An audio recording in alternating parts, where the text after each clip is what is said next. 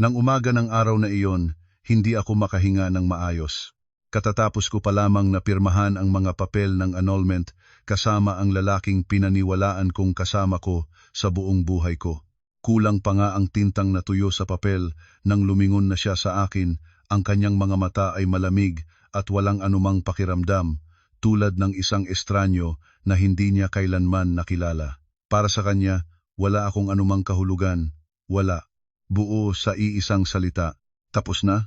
Sige, umalis ka na sa bahay ko. Hindi pa ako nakakareaksyon nang tumayo si Lovely, ang babaeng kasinbata ng aking anak, kung mayroon man akong naging anak, at itiniklop ang kanyang mga braso sa dibdib niya habang nakasandal sa puwerta. Nakangisi siya. Ang ngising yon ay parang isang kutsilyo na tuwirang tinusok sa huling natitira sa aking pagpapahalaga sa sarili. 10 taon ang tanda ko sa kanya, ngunit sa kanyang mga mata ay tanda-tanda ko na. Si Roberto ang lalaki, ang asawang inasikaso ko sa loob ng 15 taon, ay biglang tumayo, lumakad patungo sa silid tulugan, at ilang minuto lamang ay binuhusan na niya ang 2 naming maleta, pinagwala sa sahig ng may malakas na lagabog. Ayan, iyan ang mga gamit mo. Dalhin mo na lahat. Ang lagabog ng maleta sa sahig ay kumakalat sa buong bahay. Nakatayo akong tulad ng isang batong estatwa. Hindi dahil hindi ko alam na bulok na ang aming kasal, matagal na akong nakakaalam nito, kundi dahil hindi ko inakala na kaya pang maging ganit ka, kalupit-lupitan ng lalaking minsan ay nanumpa sa ilalim ng arko ng mga bulaklak sa aming kasal, na iibigin at poprotektahan niya ako. Lumapit si Lovely sa tabi ni Roberto at sinabitan siya ng kanyang braso. Halatang ginagawa iyon para makita ko. Mahal, relax ka lang. Kahit paano, dating asawa mo pa siya. Malambot ang kanyang tinig, ngunit puno ng alimura ang kanyang mga mata. Pagkatapos ay lumingon siya sa akin at nagtaas ng kilay. Mas maganda kung umalis ka na, ate. Wala namang mababago kung titindig ka pa riyan. Iniinin ko ang aking mga kamao. 15 taon. 15 taon ng aking kabataan ang inalay ko sa isang lalaking ang kasagutan ay umalis ka na sa bahay ko. Ngunit si Roberto ay wala ng tiyaga. Tinuntog niya ng paa ang maleta. Ano pa ang hinihintay mo? Wala ka ng lugar dito. Lumingon-lingon ako sa bahay, sa bawat sulok ng dingding, sa bawat piraso ng kasangkapan, sa mga larawang kasal na nakabitin sa pader. Lahat ng ito ay kabahagi ng aking alaala. Lahat ng ito ay naging bahagi ng bawat araw ng aking buhay. Ngunit sa mga mata nila ngayon, ako ay isang lumang kasangkapan na kailangang itapon. Nagtatawa ulit si Lovely. O ano? Titira ka pa para panuorin kung gaano kami kasaya. Napatigil ang panahon sa loob ng 1 segundo. Pagkatapos ay yumuko ako, hinawakan ang hawakan ng maleta at dahan-dahan kong itinuwid ang aking sarili. Hindi ako umiyak. Hindi ako nakipagtalo, hindi na ako lumingon sa kanila. Dahan-dahan akong lumakad patungo sa labas ng pintuan. Sa likuran ko, sumigaw si Lovely ng tawa. Ay nako, akala ko pa naman magwawala, at si Roberto, sa kanyang natatanging paraan ng paghamak, ay nagsabi, sino ba naman siya para magwala? Isinara ang pinto sa aking likuran. Ang isang kasal ay natapos sa pinakamasamang paraan. Ngunit hindi pa nila alam na ang lahat ay nagsisimula pa lamang. Hinihila ko ang aking maleta papalabas ng pintuan ng bakuran. Mainit ang sikat ng araw na iyon, mainit nang kung tutuusin ay napapikit ka dahil sa liwanag. Huminto ako sa harap ng bakuran at lumingon sa kabilang panig ng kalsada. Sa tapat ng bahay ni Roberto ay isang malaking mansyon. Isang napakalaking mansyon na may itim na bakal na gate na halos 2 metro ang taas, at sa likuran nito ay makikita ang malawak na hardin na may mga punong kahoy na perpektong inaalagaan. Iyon ang bahay na sa palagay ni Roberto ay matagal nang walang nakatira. Sa tingin niya ay walang laman iyon sa loob ng maraming taon. Malalim akong huminga. Pagkatapos ay hinila ko ang aking maleta patawid ng kalsada. Mula sa loob ng bakuran ng lumang bahay, nakita ni Lovely ang ginagawa ko at napahalakhak. Mahal, tingnan mo nga, parang gusto niyang pumasok diyan para mag-apply bilang katulong. Lumabas si Roberto sa pintuan ng bakuran, tumindig, inilapat ang kanyang mga braso sa dibdib niya, at tumingin sa akin na parang nanonood ng isang katatawanang palabas. Yung bahay na iyon? Daan-daang milyong piso ang halaga niyon, nangangarap na naman. Natakpan ni Lovely ang kanyang bibig habang tumatawa. Baka gusto niyang tumayo at manood na lang para hindi siya malungkot. Nakatayo sila roon, pinagtatawaanan ako, ngunit hindi ako nagsalita. Hinukay ko lang ang aking bag at inilabas ang isang maliit na pilak na susi. Mula sa malayo, nagtataas pa rin ng boses si Lovely. Ano ang ginagawa niya? Naningit ang noo ni Roberto. Baka palabas lang. Lumapit ako sa bakal na gate ng mansyon. Humihinto ang aking puso ng dahan-dahan ngunit may katiyakan. Sa loob ng 15 taon, nanahimik na ako ng napakatagal, nagtiis ng napakarami. At ngayon ay ito na ang araw na magbabago ang lahat. Iniangat ko ang susi. Click. Bumukas ang kandado. Ang mabigat na bakal na gate ay malakas na bumukas. Ang ingay ng puwerta ay malinaw na kumalat sa tahimik na espasyo ng tanghaling yaon. Sa kabilang dako ng kalsada, bigla na lamang na natahimik ang tawa ni Lovely. Napamalaki ang mga mata ni Roberto. Sandali lang. Sandali. Hinihila ko ang aking maleta at mahinahon na pumasok sa loob ng malawak na hardin, hindi lumingon, hindi nagsalita. Ngunit bago ko isinara ang gate, lumingon ako ng isang beses at tumingin ng diretso sa mga mata ng lalaking nagpaalis sa akin ng bahay. Ang kanyang mga mata ngayon ay wala ng paghamak, napalitan na ito ng kalituhan at gulat.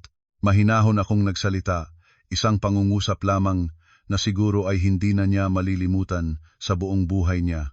Ay, nakalimutan ko palang sabihin sa iyo, ang mansyong ito ay akin. Pagkatapos ay isinara ko ang gate ng malakas. Bang! Sa labas, nakatayo si Roberto na tulad ng napatigil ng kidlat. Si Lovely naman ay nakabukas ang bibig at wala siyang masalita, ngunit hindi pa nila alam na ang tunay na gulat ay nagsisimula pa lamang. Sa labas ng bakal na gate ng mansyon, si Roberto ay nakatayo pa rin na parabang estatwa. Ang kanyang mga mata ay nakadikit sa gate, nakakaisara ko lang. Hindi ito posible, hindi ito posible. Nagsimulang nautal si Lovely sa tabi niya. Mahal, tiyak ka ba na bumukas siya ng gate ng mansyong iyon? Hindi sumagot si Roberto dahil nakita niya mismo ang susi. Bumukas ang kandado, bukas ang gate na parabang matagal nang hinihintay ang kanyang may-ari. Sa loob ng hardin, dahan-dahan ko na hinihila ang aking maleta sa daan na nakapatag ng puting bato. Ang dalawang hanay ng mga puno ay nakabitin ng kanilang anino sa daanan. 30 taon na ang nakalipas nang matapos ang bahay na ito. Noong una, nang bagong tapos ang mansyon, naglakad din ako sa daang ito. Ngunit noong panahon na iyon, bata pa ako. Ngayon, lumipas na ang isang kasal na puno ng kapaitan. Hindi ito posible. Nasaan ang susi niya? Narinig ko si Roberto na nagtanong sa kalsada. Yung bahay na iyon ay naiwang walang tao ng maraming taon na. Baka ninakaw niya ang susi? Tanong ni Lovely. Ninakaw? Para sa ano? Walang nakatira roon ng maraming taon. Umabot ako sa pangunahing pintuan ng mansyon, isang malaking kahoy na pinto na halos 3 metro ang taas. Nagtigil ako ng ilang segundo bago ko binuksan ang kandado. Click, binuksan ko ang pintuan. Malinis at mabango pa rin ang hangin sa loob, amoy bagong kahoy, sapagkat ang bahay na ito ay palaging may nag-aalaga sa kanya. Hinila ko ang aking maleta papasok. Automatikong nagliwanag ang mga ilaw. Ang malawak na sala ay nagpakita ng isang cream na sofa at isang napakalaking aranya na salamin na nakabitin sa gitna ng kisame. Ibinaba ko ang aking maleta at malalim na huminga. Parang nakauwi na ako sa wakas. Sa labas ng gate, hindi pa rin umalis si Roberto. Nakatitig siya sa bakal na bakod, sinisimulang bantayan ang loob. Nang makita niyang nagliwanag ang mga ilaw sa mansyon, biglang natigil siya. Bumubulong si Lovely, mahal, pumasok na siya sa loob ng bahay ng totoo. Nagsimulang manginig ang kanyang boses. Hindi ba totoong may-ari niya ang bahay na iyon? Malakas na umiling si Roberto. Hindi posible. Halos sumisigaw na siya. 15 taon siyang kasama ko sa bahay. Wala siyang pera para bilhin ang mansyon na iyon. Patuloy na uminog ang ulo ni Lovely ng maraming beses. Tama, housewife lang naman siya. Ngunit hindi pa natapos ang pangungusap na iyon nang mula sa loob ng mansyon ay lumabas ang isang itim na sasakyan mula sa garahe. Malakas na tunog ng makina at automatiko ring bumukas ang gate ng muli. Mabilis na lumayo sina Roberto at Lovely ng ilang hakbang paatras. Huminto ang sasakyan sa harap ng gate, bumukas ang pintuan ng kotse at bumaba ang isang lalaki na nakasuot ng suit. Siya ay nasa ibabaw ng 50 taon. May ilang puting buhok na, ngunit ang kanyang tindig ay napakaseryoso. Nakita niya ako na nakatayo sa bakuran at yumukod ng may malalim na paggalang. Magandang araw po, Ma'am Sofia. Sa labas ng gate, halos nahulog si Lovely ng kanyang bag. Ma'am, si Roberto naman ay nakatayo na parang tinamaan ng kidlat. Ang lalaking yaon ay si Mang Leon, ang katiwala ng mansyon. Nagpatuloy siya. Ma'am Sofia, natanggap namin ang balita na babalik kayo ngayon kaya inihanda na namin ang lahat. Dahan-dahan akong tumango. Salamat, Mang Leon. Tumingin si Mang Leon sa aking maleta. Ang kanyang mga mata ay may bahagyang pag-aalala. Ma'am, may nangyari po ba? Mahinahon akong ngumiti. Wala namang malaki. Tinapos ko lang ang isang kasal. Napabuntong hininga si Mang Leon. Kung malalaman ng amo ang nangyari, tiyak na malulungkot siya. Sa labas ng gate, nang marinig ni Roberto ang salitang amo, biglang sumikip ang kanyang dibdib. Sapagkat sa 15 taon na kami nagsama, hindi ko kailanman sinabi sa kanya ang anumang bagay tungkol sa aking pamilya. Alam lang niya na ako ay isang simpleng babae, na maaga raw namatay ang aking mga magulang. Ngunit ngayon, bawat salitang naririnig niya ay nagpapadama sa kanya na may isang bagay na lubhang mali. Hinawakan ni Lovely ang kanyang kamay. Mahal, hindi maganda ang pakiramdam ko. Hindi sumagot si Roberto. Nakadikit ang kanyang mga mata sa akin at sa kanyang isipan ay nagsimulang lumabas ang mga kakaibang alaala. Ang mga pagkakataong madali kong natulungan siya sa mga problema sa pera. Ang mga pagkakataong bigla na lang nakakasign ng malalaking kontrata ang kanyang kumpanya. Ang mga pagkakataong halos na bangkarote siya, ngunit biglang may tumulong. Dati ay inisip niya na suwerte lang iyon. Ngunit ngayon ay isang nakakatakot na isipan ang nagsimulang mabuo sa kanyang isipan.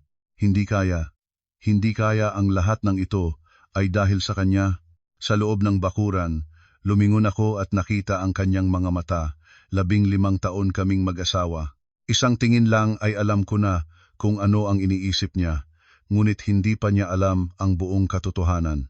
Sapagkat ang lalaking yumukod sa akin at tinawag akong ma'am ay isa lamang sa napakaraming tao na nagtatrabaho para sa aming pamilya. At ang lalabas na katotohanan ay magpapasisi sa kanya sa bukiling buhay niya. Sa labas ng gate ng mansyon, ang hangin ay naging mabigat na para bang mahahawakan mo na ito. Si Roberto ay nanatiling tahimik ng matagal. Nawala na ang paghamak sa kanyang mga mata at pinalitan ito ng isang komplikadong damdamin, kalituhan, pagdududa at takot. Nagsimulang mawalan ng tiwaga si Lovely at malakas niyang hinila ang manggas ng damit ni Roberto. Mahal, halina na tayo sa bahay, kakaibang-kakaiba na ang sitwasyong ito. Hindi pa rin gumalaw si Roberto. Nakadikit pa rin ang kanyang mga mata sa akin. Sa kanyang isipan ngayon ay iisang tanong lamang, sino talaga siya? 15 taon. Sa loob ng 15 taon na isinobra nila sa iisang bubong, naniniwala siyang kilala niya ng mabuti ang aking pagkatao. Isang simpleng babae, maamo, hindi masalita, walang mga kaibigan, walang koneksyon. Kahit nga pagkatapos ng kasal ay tumigil na ako sa trabaho para mag-alaga ng tahanan. Sa kanyang mga mata, housewife lang ako, walang labi, walang higit pa. Ngunit ngayon, ang mansyon sa harapan. Ang katiwala na yumukod at tinawag akong ma'am, at ang paraan ng pagpapatakbo ng lahat sa loob ng bahay na iyon, hindi ito palabas. Nagsimulang magsalita si Lovely ng mahina, nanginginig ang boses. Mahal, nag-iisip ka ba? Yung matandang lalaki tinawag niya siyang, ma'am. Nagngalit ang ngipin ni Roberto. Narinig ko, nilunok ni Lovely ang kanyang laway. Ngunit kung tunay na siya ang may-ari ng bahay na iyon, Natigil siya ng ilang segundo. Sino nga ba ang pinaalis mo kanina sa inyong bahay? Ang pangungusap na iyon ay agad na nagpalamig ng hangin sa pagitan nila.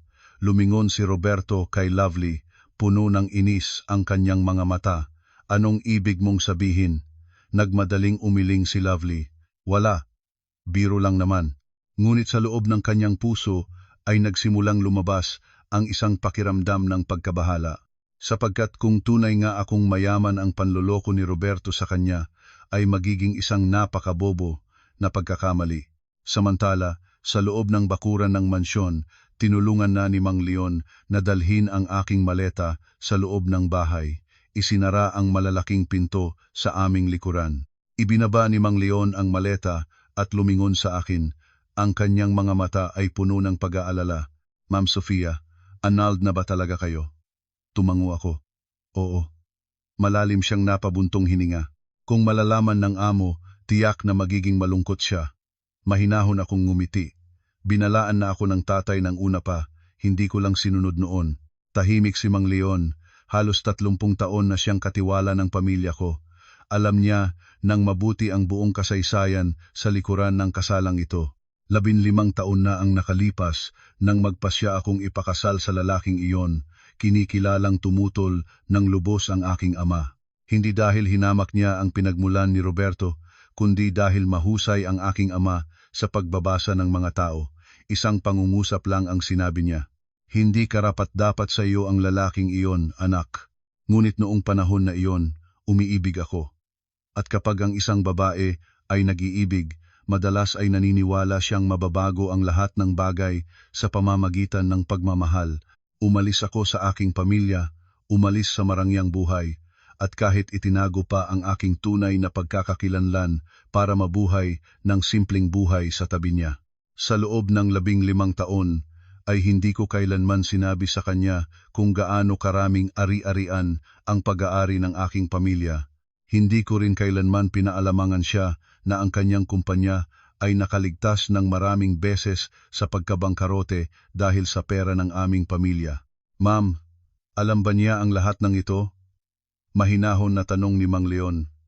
Hindi. At wala rin akong planong sabihin sa kanya. Tumingin sa akin si Mang Leon ng ilang segundo. Mukhang nagsisimula na siyang maghinala. Lumapit ako sa malaking pintuan ng salamin at tumingin palabas mula sa loob ng bahay. Malinaw pa rin ang nakikita ko sa dalawang nakatayo sa labas ng bakuran. Si Lovely ay mukhang nag-aalala na. Si Roberto naman ay nakatayo pa rin na hindi gumagalaw. Ang kanyang mga mata ay parang sinisikap na pagsamahin ang mga piraso ng alaala. Mahinahon akong ngumiti. Maaga man o huli, malalaman din niya. Sa sandaling iyon, biglang nag-vibrate ang aking telepono. Isang mensahe mula sa katulong ng aking ama. Isang linya lamang. Ang Royal Capital Fund ay opisyal na nag-withdraw ng lahat ng puhunan mula sa kumpanya niya. Tumingin ako sa screen ng ilang segundo bago ibinaba ko ang telepono. Sa kabilang dako ng kalsada, hindi pa rin umuwi si Roberto. Nakatayo siya sa harap ng kanilang bakuran, sunod-sunod na nagsigarilyo. Si Lovely naman ay nakaupo sa hagdanan, maliwanag na nagsisimulang mainis. Ano pa ang ginagawa mo riyan? Mainit na. Hindi pa rin sumagot si Roberto. Sa sandaling iyon, biglang tumunog ang kanyang telepono. Tiningnan niya ang screen ang CFO ng kanyang kumpanya. Sinagot niya ito. Ano ang nangyari? Mula sa kabilang dulo ng linya ay narinig ang gulat na tinig. Boss, nasaan ka? Ang Royal Capital Fund ay nag-anunsyo kanina na bawiin nila ang lahat ng kanilang puhunan. Kaagad, bigla siyang nagtuwid ng katawan. Ano? Si Lovely ay nagulat din. Anong nangyari? Hindi niya pinansin si Lovely. Nagmamadali ang kanyang tinig. Sigurado ka dyan? Hindi ba pagkakamali? Hindi pagkakamali. Mabilis na sagot ng kabilang dulo. Natanggap na ang email. Bawi-bawi ang lahat ng puhunan nila agad. Kung mawawala ang investment na iyon, naramdaman ni Roberto ang kanyang lalamunan na natutuyo. Bakit? Bakit sila bawi? Hindi sila nagbigay ng dahilan. Ngunit kung mawawala ang pondo nila, hindi na tayo makakasustain ng kasalukuyang proyekto. Si Lovely naman ay nagsimulang matakot ng totoo. Mahal, May problema ba talaga ang kumpanya mo? Itaas ang kamay niya ay para patahin ito. Bigyan mo ako ng 2 araw, sabi niya sa telepono. Makipag-usap muna ako sa kanila. May sandaling katahimikan mula sa kabilang dulo, pagkatapos ay mababa silang nagsalita. Boss, palagay ko, hindi basta-basta ang bagay na ito. Dahil hindi lang ang Royal Capital Fund, 2 pang malaking partner ang nagpadala ng abiso na suspendido muna ang pakikipagtulungan. Para bang may nagbayo sa dibdib ni Roberto. Ang lahat ay nangyari ng napakabilis. Sa loob lamang ng ilang minuto, ang kanyang kumpanya mula sa isang lumalagong negosyo ay bigla na lamang nakatayo sa dulo ng bangin ng pagkalugi. Ibinaba niya ang telepono, namumutla ang kanyang mukha. Anong nangyari? Tanong ni Lovely. Hindi siya sumagot. Dahan-dahan ay lumingon ang kanyang mga mata sa mansyong kaharap. Naalaala niya ang sinabi ko kanina. Ang mansyong ito ay akin. Isang lamig ang dumaan sa kanyang likuran. Sa unang pagkakataon sa loob ng 15 taon, nagsimula siyang magtanong sa sarili niya ng isang bagay na dapat sana ay naisip na niya noon pa. Sino talaga ang babae? Nakakaalis ko lang ng bahay. Samantala, nakatayo ako sa harap ng bintana ng ikalawang palapag ng mansyon, nakatingin pababa sa pamilyar na kalsada. Nagsalita si Mang Leon ng mahinahon sa aking likuran. Ma'am Sofia, nagsimula na ang laro. Dahan-dahan akong tumango, sapagkat alam ko na ang naranasan ni Roberto kanina ay unang hakbang pa lamang, at ngayon, kailangan niyang harapin ang mga kahihinatnan ng lahat ng ginawa niya. Nang gabing iyon, ang bahay ni Roberto ay wala ng ingay, wala ng musika, wala ng malambot na tinig ni Lovely. Ang sala ay puno ng bigat na katahimikan. Nakaupo si Roberto sa sofa. Ang kanyang laptop ay nakabukas sa harap niya, ang screen ay nagpapakita ng napakaraming bagong email, lahat ay masamang balita. Isang partner na nagsasabing suspendido na ang proyekto. Isang supplier na humihiling ng agarang bayad. Isang bangko na humihiling ng reassessment ng loan. Nakatayo si Lovely sa kusina, nakatingin palabas. Nagbihis na siya para sa gabi ngunit hindi pa rin siya naglakas loob na lumapit. Sapagkat mula nang matanggap ang tawag sa telepono ng hapon, hindi bumababa ang tensyon sa mukha ni Roberto.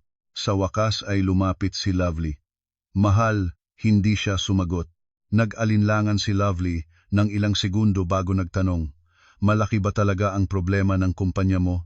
Mabigat siyang napabuntong hininga. Ang pinakamalaking investor ng kumpanya namin ay bawiin na ang lahat ng pondo. Kumindatan si Lovely. Hanapin ka ng ibang investor. Tumatawa ng pait si Roberto. Kung ganoon kadali, hindi na sana ako nakaupo rito. Nagsimulang matakot ng totoo si Lovely. Kaya bang mag-bankrupt ang kumpanya? Tahimik si Roberto. Ang katahimikang iyon ay sapat na para maunawaan ng kahit sino. Agad na nagbago ang tinig ni Lovely, nagmadali itong magsalita. Mahal, mayroon ka pa namang pera, di ba? Naningit ang noo ni Roberto nang tumingin sa kanya. Ibig sabihin mo, nagmadaling sumagot si Lovely. Nagtatanong lang. Kasi, kailangan pa rin nating mabuhay. Matagal siyang tumingin sa kanya. Dahan-dahan ang kanyang mga mata ay naging malamig at biglang bumalik sa kanyang isipan ang isang alaala. Dati, tuwing may problema ang kumpanya, lagi akong nasa tabi niya. Kahit hindi makatulong ng malaki, hindi ko kailanman tinanong kung magkano na ang natitirang pera niya. Naiinip si Lovely sa tingin niya. Bakit mo ako tinitingnan ng ganyan? Umiling si Roberto. Wala, ngunit sa loob niya, isang damdamin ng pagkasuya ang nagsimulang lumabas. Sa sandaling iyon, tumunog muli ang kanyang telepono. Sa pagkakataong ito ay ang project director. Sinagot niya kaagad ito. Anong nangyari? Puno ng tensyon ang boses mula sa kabilang dulo. Boss, may natanggap kaming abiso mula sa Meridian Holdings. Nagmaliit ang mga mata ni Roberto. Ano? Nilunok ng kabilang dulo. Nag-cancel sila ng kontrata. Nagalit si Roberto. Ano? Nagulat si Lovely at tumingin sa kanya. Anong nangyari ngayon? Nagpatuloy ang project director. At higit pa doon, humihingi sila ng liquidated damages. Naramdaman ni Roberto na paikot-ikot ang kanyang ulo. Ang kontratang iyon ay nagkakahalaga ng daan-daang milyong piso. Kung kailangan nilang magbayad ng penalties, ang kanyang kumpanya ay matitigang madapa. Bukas, pupunta ako sa kanila bago niya isara ang telepono. Tiyak may hindi pagkakaintindihan ito. Ngunit nang isara niya ang telepono, alam niya ng mabuti. Hindi ito pagkakamali. Ang lahat ay nangyari ng napakabilis, napaka-eksaktong-eksakto, para bang may isang tao na kontrolado ang lahat mula sa likuran. At dahan-dahan ay lumingon ang kanyang mga mata sa mansyon sa kabilang dako ng kalsada. Maliwanag pa rin ang ilaw sa ikalawang palapag. Isang nakakatakot na isipang dumating sa kanyang isipan. Siya ba?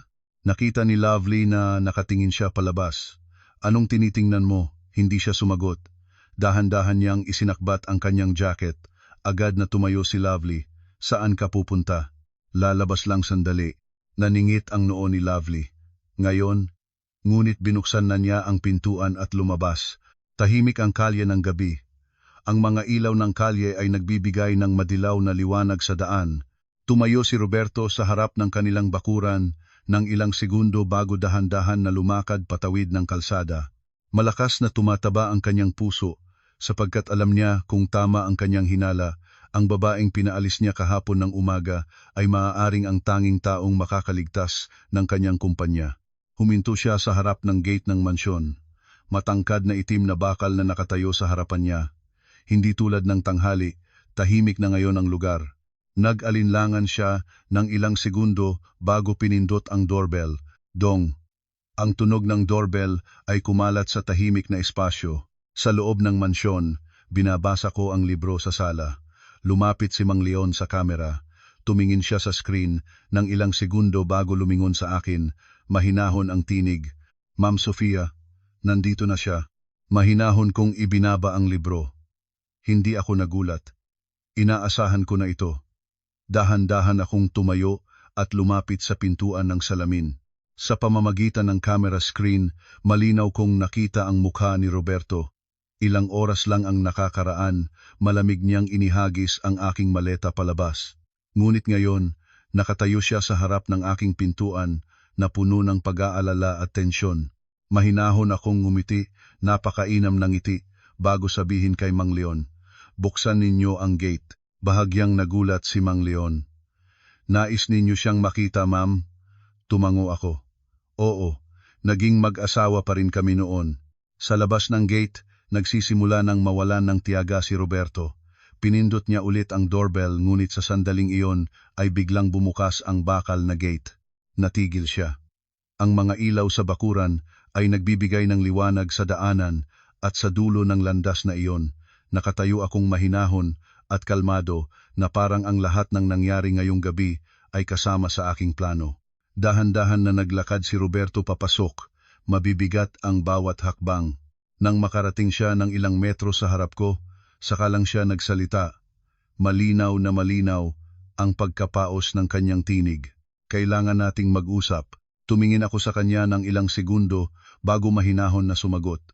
"Pasensya na, ngunit wala ka ng karapatang makipag-usap sa akin." Biglang natiranta ang kanyang mukha sa pangungusap na iyon, ngunit nagsikap pa rin siyang magsalita. "Ang kumpanya ko ay may problemang." Pinutol ko siya. "Anong kinalaman noon sa akin?"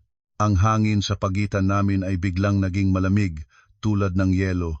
At sa unang pagkakataon pagkatapos ng 15 taon, nagsimulang maramdaman ni Roberto ang isang bagay. Ang babae sa harapan niya ay hindi na ang maamo at mapagpaunawang asawa na dati niyang hinahamak. Naging halos hindi na makahinga ang hangin sa loob ng bakuran ng mansyon. Nakatayo si Roberto sa harap ko. Ang kanyang mukha ay matibay, ang kanyang mga mata ay pula sa kakulangan ng tulog at pag-aalala. Ilang oras lang ang nakalipas nang itapon niya ang aking mga bag palabas, ngunit ngayon nakatayo siya sa harap ng aking pintuan na para bang isang taong nakatayo sa gilid ng bangin. Itinaas ko ang aking mga braso at mahinahon siyang tiningnan. "Mayroon ka pa bang gustong sabihin?" Nilunok niya. Ang kanyang mga mata ay naglibot sa malawak na bakuran ng mansyon sa mga punong kahoy, sa magarang sasakyan sa garahe, at bumalik sa akin. Paos ang kanyang tinig. Totoo ba na sa iyo ang bahay na ito? Hindi agad sumagot. Ngumiti lang ako ng bahagya. Kung hindi sa akin, paano mo sa tingin ko? Napasok ang pintuan. Natigil siya. Ilang segundo ang katahimikan, pagkatapos ay nagsalita siya ng mas mahina. Hindi mo kailanman sinabi. Bahagya akong naningit ng kilay. Hindi ka rin kailanman nagtanong. Ang pangungusap na iyon ay hindi niya mapagtataliwala ang sagot. Sapagkat totoo ito sa loob ng 15 taon ng aming kasal, hindi niya kailanman talagang nagmalasakit sa kung saan ako nanggaling, kung sino ang aking pamilya, o kung ano ang aking nakaraan. Basta magsilbi at huwag makagulo, sapat na iyon sa kanya. Malalim na huminga si Roberto bago nagsalita ng pinakamahalaga. Ang kumpanya ko ay may problema. Tumango ako. Oo, bahagyang nagulat siya. Alam mo, diretso akong tumingin sa kanya. Naniniwala ka bang hindi ko malalaman ang bagay na ganoon? Tahimik siya ng ilang segundo bago nagtanong. Ikaw ba ang gumawa niyon? Ang tanong na iyon ay nagpitlag kay Mang Leon sa aking likuran, ngunit ngumiti lang ako ng bahagya. Palagay mo ba ay may kakayahan ako para doon? Hindi siya sumagot ngunit ang kanyang mga mata ang nagsasalita ng lahat. Sapagkat matapos ang lahat ng nakita niya ngayon, nagsimula na siyang maniwala na may kakayahan nga ako. Dahan-dahan akong lumakad sa daanan ng bato. Tandaan mo ba ang 3 taon na ang nakakaraan nang halos magbangkarote ang iyong kumpanya? Agad na nagtingala siya. Bakit mo alam iyon? Nagpatuloy ako. Noon, umabot sa halos 10 milyong piso ang utang mo sa bangko at isang investment fund ang bigla na lang naglagay ng pondo sa inyong kumpanya. Namutla ang kanyang mukha. Alam mo ang tungkol sa fund na iyon? Huminto ako at tumingin ng diretso sa kanyang mga mata bago sabihin ang pangungusap na magpapatiranta sa kanya. Ang fund na iyon ay sa aking pamilya. Ang hangin sa bakuran ay tila yumelo. Nanatiling nakatayo si Roberto nang walang kilos ng ilang segundo. Ano? Nagpatuloy ako. Ang aking tinig ay kalmado, tulad ng nagsasalaysay ng isang ordinaryong kwento. Hindi lang noon, 7 taon na ang nakakaraan, nang halos mapawalang bisa ang iyong unang kontrata, ang tauhan ko rin ang makipag-usap sa iyong partner. Umurong siya ng isang hakbang, puting-puti ang mukha. Hindi maaari. Mahinahon akong ngumiti. Naniniwala ka bang kayang pirmahan ng maliit mong kumpanya ang mga kontrata sa malalaking korporasyon nang sa sarili lang nito? Ang pangungusap na iyon ay tulad ng suntok sa kanyang pagpapahalaga sa sarili. Paulit-ulit siyang umiling. Hindi. Nagawa ko iyon sa pamamagitan ng aking kakayahan. Tumingin ako sa kanya ng matagal bago mahinahon na nagsalita. Gusto mo bang malaman ang buong katotohanan? Hindi siya sumagot, ngunit ang kanyang mga mata ay nagsabi. Lumingon ako kay Mang Leon. Mang Leon. Opo, Ma'am Sofia. Ang katiwala ay kumukha ng tablet mula sa kanyang bulsa ng jacket, binuksan ang isang file at iniabot kay Roberto. Nanginginig siyang tinanggap ito. Ilang segundo lang ay namutla na siya. Sa loob ng file ay isang listahan ng lahat ng lihim na investment sa kanyang kumpanya sa nakalipas na 10 taon. Ang kabuuang halaga ay umabot sa mahigit 1 bilyong piso. Nagalit siya pataas sa akin, ang kanyang mga mata ay puno ng gulat. Sofia, paano mo nagawa? Hindi ko pa natapos ang pagsagot nang bigla na lamang narinig ang pamilyar na sigaw sa labas ng gate. Mahal, nandito ka ba? Biglang nagulat si Roberto at lumingon. Ang tinig na iyon, kilala niya ito ng mabuti. Si Lovely. Nakauwi na siya mula sa spa. At nang hindi niya makita si Roberto sa bahay, hinanap niya sa buong kalsada. Sa kalaunan ay nakita niya ang sasakyan ni Roberto na nakaparada sa harap ng mansyon. Sunod-sunod siyang nagpindot ng doorbell. Mahal, lumabas ka na. Agad na nagulat si Roberto. Bakit nandito siya? Mahinahon kong tiningnan ang gate at nagsalita ng isang pangungusap na nagpatigil sa kanya. Ang karelasyon mo? Hindi siya nakapagsagot. Sa sandaling iyon, biglang bumukas ang gate ng mansyon. Agad na sumulyap si Lovely sa loob, ngunit nang makita niya ang tanawin sa harapan niya, bigla siyang natuliro. Sapagkat ang babae na palagi niyang hinahamak, ang babae na kanina ay pinagtawanan niya, ay nakatayo sa gitna ng bakuran ng isang mansyong nagkakahalaga ng daan-daang milyong piso. At ang matandang lalaking nakasuot ng suit sa tabi niya ay maingat na tinatawag siya ng ma'am. Napamaluktot si Lovely, hindi siya makasalita. Si Roberto naman, sa unang pagkakataon sa kanyang buhay, ay naramdaman na siya ay gumawa ng isang kakila-kilabot na pagkakamali na hindi na niya mababawi. Si Lovely ay nakatayo, nang walang kibo, sa gitna ng bakuran ng mansyon. Ang kanyang mga mata ay naglibot sa paligid sa malawak na hardin, sa fountain sa gitna ng bakuran, sa magarang sasakyan sa garahe, at pagkatapos ay sa matandang lalaki sa tabi ko na nakatayo pa rin ng may malalim na paggalang. Ma'am Sofia, kailangan ba naming paalisin siya? Tanong ni Mang Leon. Ang pangungusap na iyon ay parang nagising si Lovely. Paulit-ulit niyang inulit ang salita. Ma'am Sofia. Lumingon siya kay Roberto at sinigawang muli. Mahal, paliwanag ka. Ngunit si Roberto, mas gulat pa kaysa sa kanya, ay hawak pa rin ang tablet sa kanyang mga kamay. Ang kanyang mga mata ay nakadikit sa listahan ng mga investment sa kabuuang halaga na halos 1 bilyon. Lahat ng ito ay katunayan ng lihim na tulong na ibinibigay ng aking pamilya sa kanya sa loob ng 10 taon. Nakita ni Lovely na hindi sumasagot si Roberto, kaya mas lalong nagalit siya. Anong ginagawa mo riyan? Anong sinasabi ng listahang iyon? Nagpanting ang baga ni Roberto at inabot kay Lovely ang tablet. Tingnan mo mismo. Kumuha si Lovely ng tablet, medyo nagtatampo. Sa loob ng ilang segundo, ang ngiti sa kanyang mukha ay nawala ng tuluyan. Anong ito? Hinahold ba niya ito? Palitang nakatingin siya sa bawat pahina. Mga listahan ng investment, mga petsa, mga halaga lahat ay malinaw na nakasulat. Nagsimulang mautal si Lovely. Hindi ito posible.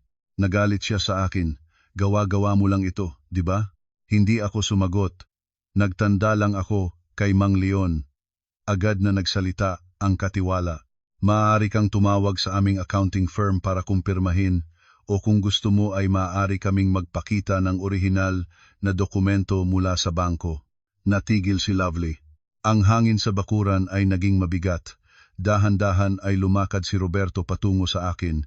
Paos ang kanyang tinig. Bakit? Tumingin ako sa kanya. Ano? Bakit? Kumapit ng mahigas ang kanyang mga kamao. Bakit nakatulong ka ng napakarami sa akin at hindi mo sinabi? Nanahimik ako ng ilang segundo bago sumagot, dahil noon ay naniniwala akong iniibig mo ako. Ang pangungusap na iyon ay hindi alam ni Roberto kung paano sasagutin. Nagtagal ang katahimikan. Naglilingon si Lovely sa pagitan namin. Nagsimulang lumabas ang gulat sa kanyang mukha. Sandali lang ang ibig mong sabihin ay ang lahat ng malalaking kontrata ng kumpanya mo. Nilunok niya ang kanyang laway. Dahil sa kanya, hindi sumagot si Roberto, ngunit ang kanyang mukha ay nagsabi ng lahat.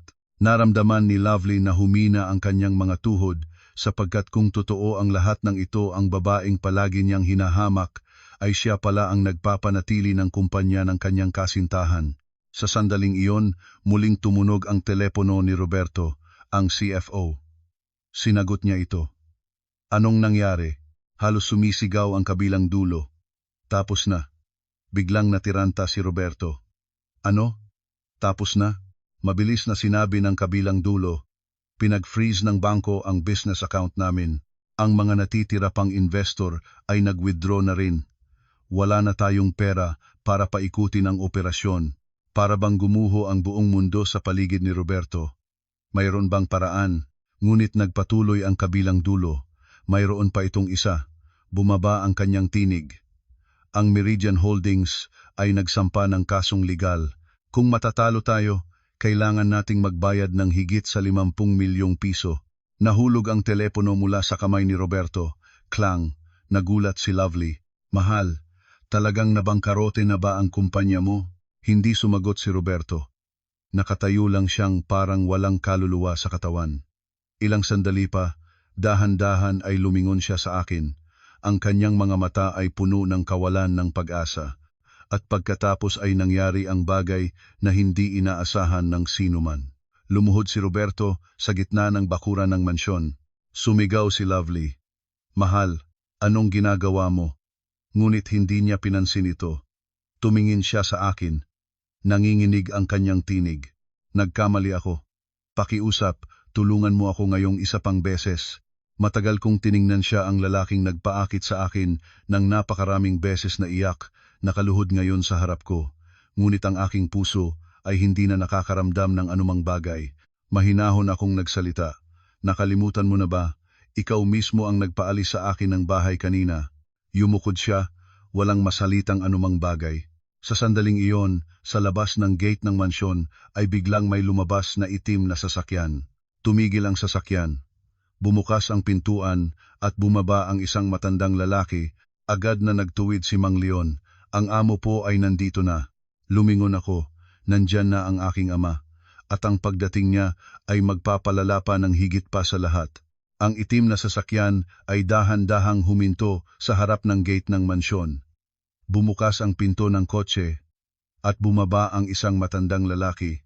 Nakasuot siya ng mapuling gray na suit, matuwid ang tindig, ang kanyang mga mata ay seryoso.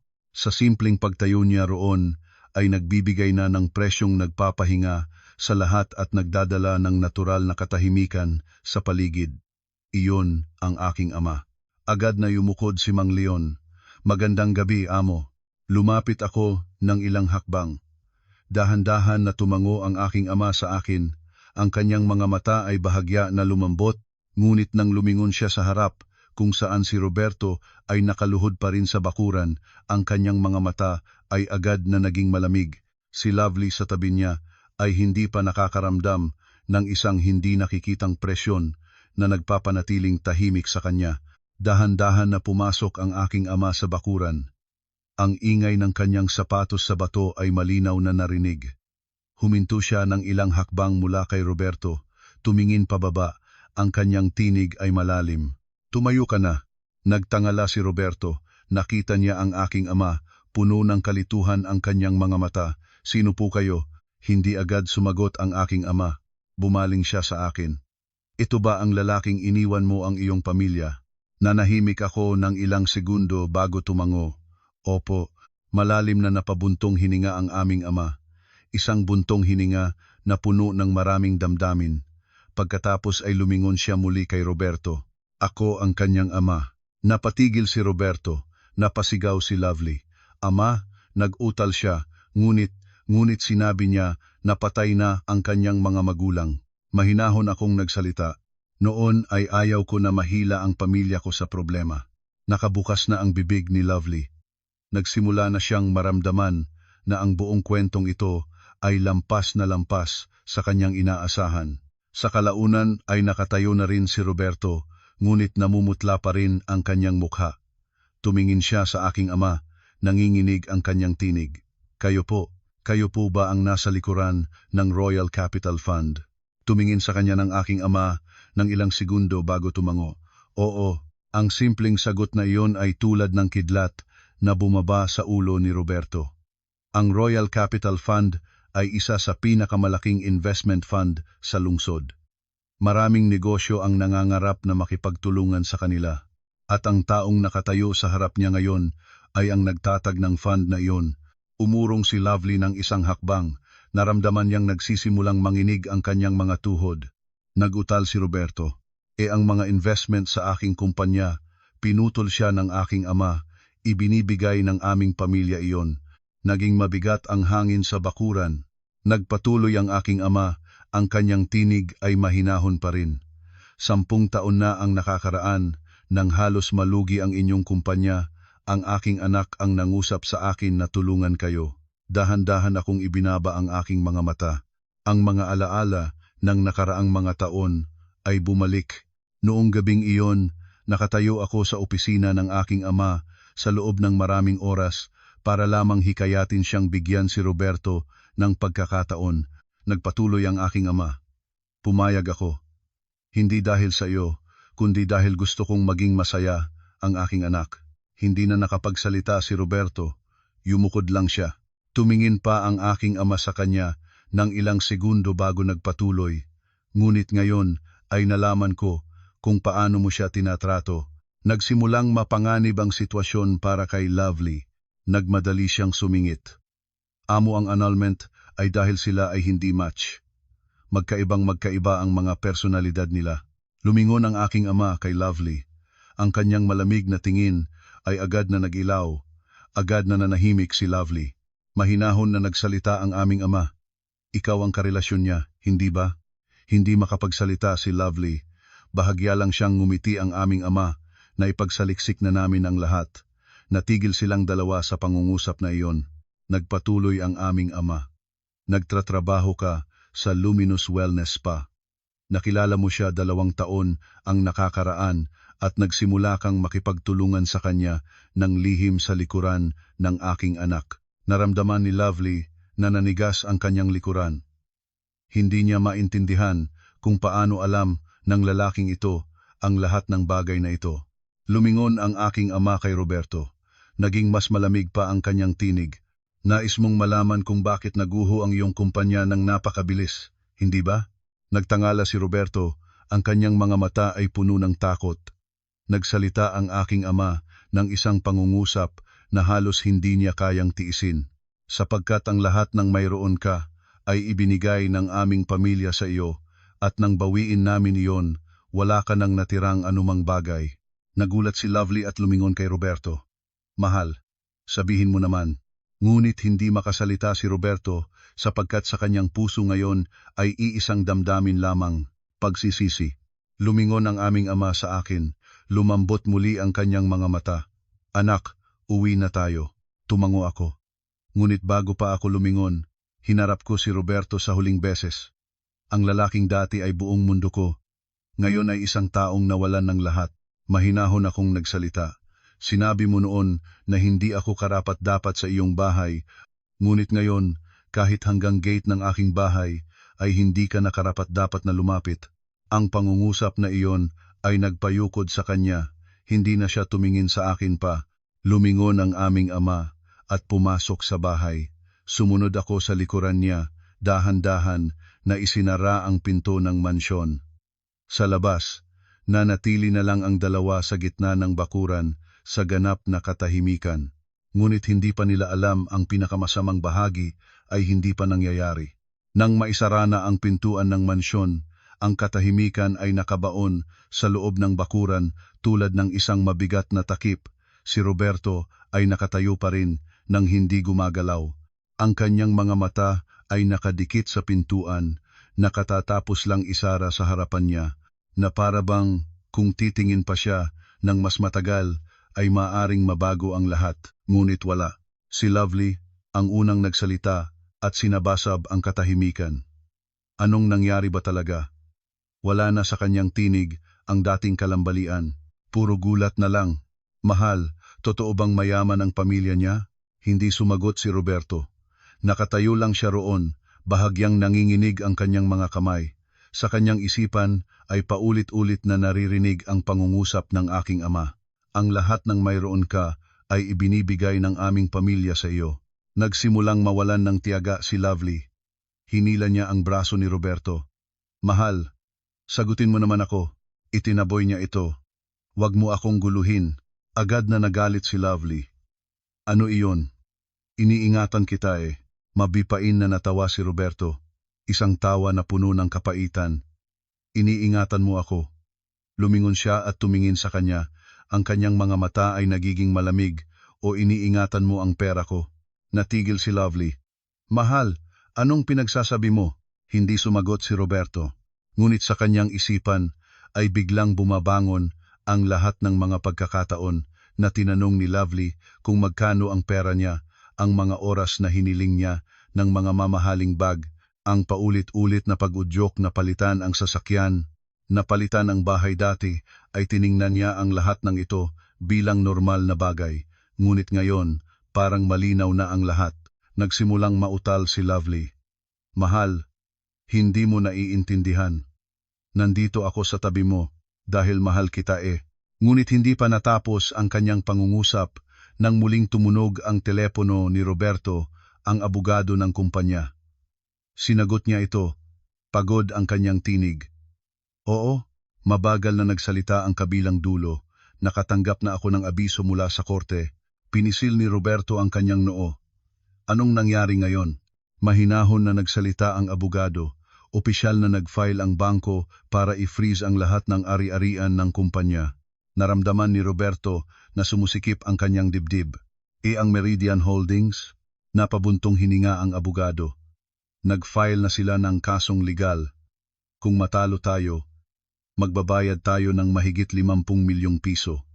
Totoo ito, hindi pagkakamali. Nanatiling tahimik si Roberto. Mayroon bang paraan para mailigtas ang kumpanya? Nanahimik ang kabilang dulo ng ilang segundo pagkatapos ay nagsalita ng dahan-dahan. Mayroon lang iisang paraan na maiisip ko. Kung ang Royal Capital Fund ay magbabalik ng kanilang pondo, mabipain na natawa si Roberto. Hindi na iyon mangyayari. Nagulat ang abogado. Alam mo na ba? Hindi sumagot si Roberto at ibinaba ang telepono. Agad na lumapi si Lovely. Mahal, talagang nabangkarote na ba ang kumpanya? Tumingin siya sa kanya. Wala siyang sasabihin. Ang katahimikang iyon lang ay sapat na para maunawaan ni Lovely. Agad na nagbago ang kanyang mukha. Wala na ang pag-aalala, wala na ang kalambalian. Naiwan lamang ang malamig na pagkalkula. Lumayo si Lovely ng isang hakbang.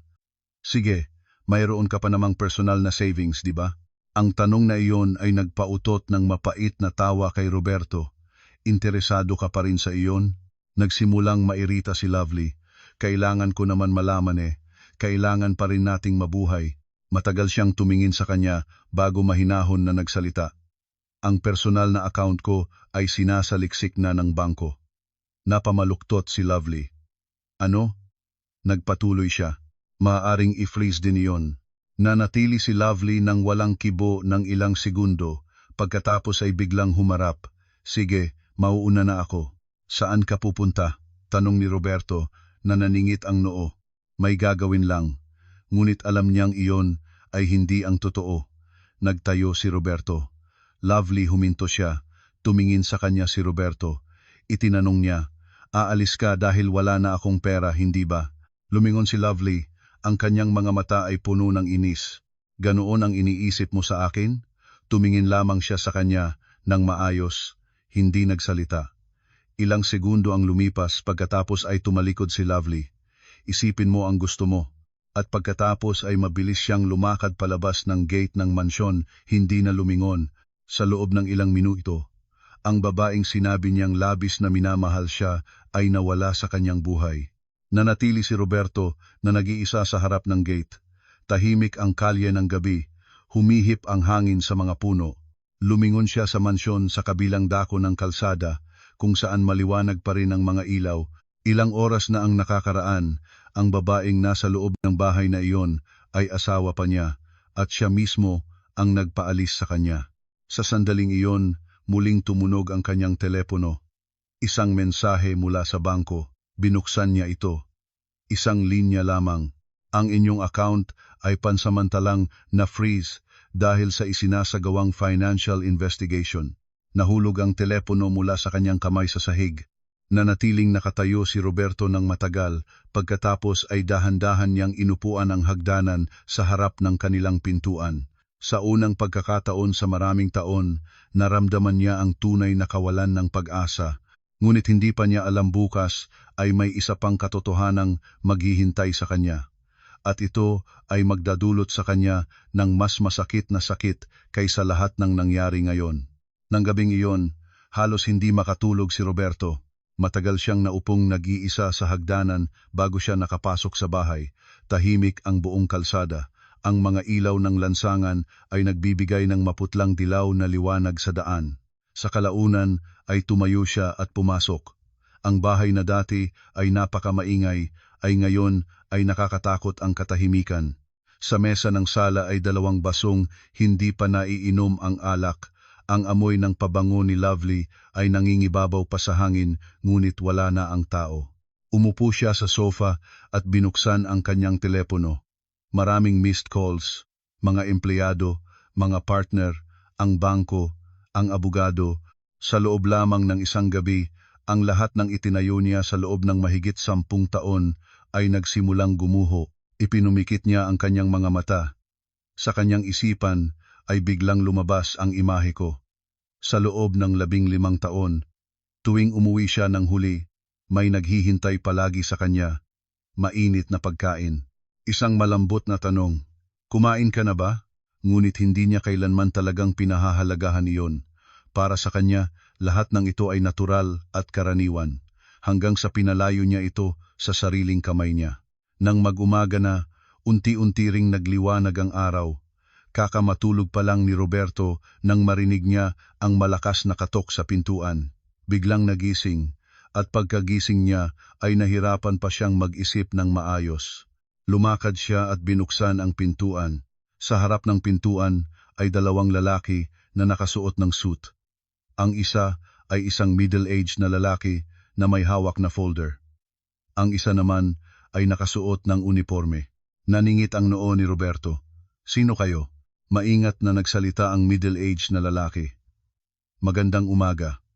Ako ay kinatawan ng Primavera Property Holdings. Naningit ang noo ni Roberto. Ano? Binuksan ng lalaki ang folder. Mahinahon ang kanyang tinig. Dumating kami para ipaalam sa inyo na ang bahay na ito ay mayroon ng bagong may-ari. Natigil si Roberto. Ano? Iniabot ng lalaki ang isang dokumento. Narito ang mga legal na papel. Ang bagong may-ari ay humihingi sa amin na pumunta rito para suriin at tumanggap ng ari-arian. Matagal na tiningnan ni Roberto ang papel, ngunit halos hindi niya maunawaan ang nakasulat. Hindi maaari akin ang bahay na ito. Umiling ang lalaki. Sa katunayan, ang bahay na ito ay pag-aari ng Primavera Property Holdings. Kayo ay nagbabayad lamang ayon sa kontrata. Natigil si Roberto. Tama iyon, nakabili siya ng bahay sa pamamagitan ng installment. Ngunit may ilang taon pa bago matapos ang kontrata. Nakangalit ang kanyang tinig. Kaya mayroon pa tayong kontrata. Tumango ang lalaki. Tama. Ngunit ibinenta ng Primavera Property Holdings ang buong lupa sa isang bagong investor. At ayon sa kontrata, ang bagong investor ay may karapatan na tapusin ang kasunduan bago mag-due kung ang namimili ay mawalan ng kakayahang pinansyal. Humina ang puso ni Roberto. Sino ang bagong investor? Mahinahon ang sagot ng lalaki, ang Royal Capital Fund. Ang hangin sa paligid nila ay biglang yumelo. Naramdaman ni Roberto na parang nagtapal ng bulak ang kanyang mga tainga. Ang Royal Capital Fund. Tumango ang lalaki. Oo, at ayon sa kondisyon ng kontrata, kailangan ninyo na lumipat mula sa bahay na ito sa loob ng 3 araw. Tulad ng kutsilyo na tuwirang tinusok sa kanyang dibdib. Hindi, wala kayong karapatan dito. Mahinahon na nag-abot ng karagdagang dokumento ang lalaki. Ito ang desisyon ng bagong may-ari. Tinanggap ni Roberto ang papel na nanginginig ang kanyang mga kamay. Nang makita niya ang pirma sa dulo ng pahina, halos hindi na siya makahinga. Sapagkat ang pangalang nakapirma roon ay ang tagapangulo ng Royal Capital Fund, ang aking ama. Nanatili siyang tahimik ng matagal. Sa wakas ay nagtanong siya nang halos wala ng pag-asa. Saan siya ngayon? Tumingin ang lalaki sa mansyon sa harap. Malamang nandoon. Dahan-dahang lumingon si Roberto. Ang mansyon sa kabilang dako ay nakatayo pa rin ng matatag. Ang sikat ng umaga ay nagbibigay ng liwanag sa mga salamin nito. Ilang metro lang ang layo, ngunit para sa kanya ngayon, ito ay parang sa ibang mundo na. Nagsalita pa ang lalaki. Babalik kami pagkatapos ng 3 araw. Umaasa kami sa inyong kooperasyon. Pagkatapos ay umalis ang dalawa. Isinara ang pintuan. Nakatayo si Roberto sa gitna ng sala ng walang kilos. Lahat ng kapaligiran niya ay biglang naging kakaiba. Ang sofa, ang hapagkainan, ang kusina, kung saan daan-daang pagkain ang niluto ko doon, lahat ng ito ay wala ng pag-aari niya sa loob ng isang gabi. Dahan-dahan siyang lumakad palabas at tumingin sa mansyon sa harap. Sa kanyang puso, iisang tanong lamang, bakit naging ganito ang katangahan niya? Ngunit ang tanong na iyon ay wala ng kasagutan. Pagkatapos umalis ang dalawang lalaki, ang bahay ay nabaon muli sa nakakatakot na katahimikan. Matagal na nanatiling nakatayo si Roberto sa sala, hawak pa rin ang abiso ng pagpapaalis, 3 araw. 3 araw pa lamang ang natitira para lumipat mula sa bahay na ito. Sa bahay na ipinagmamalaki niya sa lahat ng kanyang mga kaibigan na ito ang bunga ng kanyang pagsisikap. Ngunit wala na ito sa kanya ngayon. Dahan-dahan siyang lumupo sa sofa. Ang kanyang mga mata ay walang lakas na lumingon sa sala. Bawat sulok ng bahay ay nagpabangon ng alaala. Ang hapagkainan, dati ay laging naghihintay ako roon para sa kanya habang kumakain. Hindi alintana kung alas 7 o alas 12 ng gabi ang uwi niya, naghihintay ako. Ngunit siya ay madalas na nakasimangot. Hindi mo na kailangang hintayin ako, kumain ka na. At maraming beses ay umalis pa siya para kumain kasama ang mga kaibigan na iniwan akong nag-iisa sa harap ng malamig na pagkain. Tumingin siya sa kusina. Dati ay palaging may amoy ng pagkain, ingay ng mga kutsara at tinidor. Ang aking tinig na nagtanong sa kanya, kukuha pa ba kayo? Ngunit ngayon, iyon ay kaluwal na palagian na lamang ng katahimikan. Itinakip niya ang kanyang mukha sa kanyang mga kamay. Sa unang pagkakataon sa maraming taon, naramdaman niya na parang may pinipisil sa kanyang lalamunan.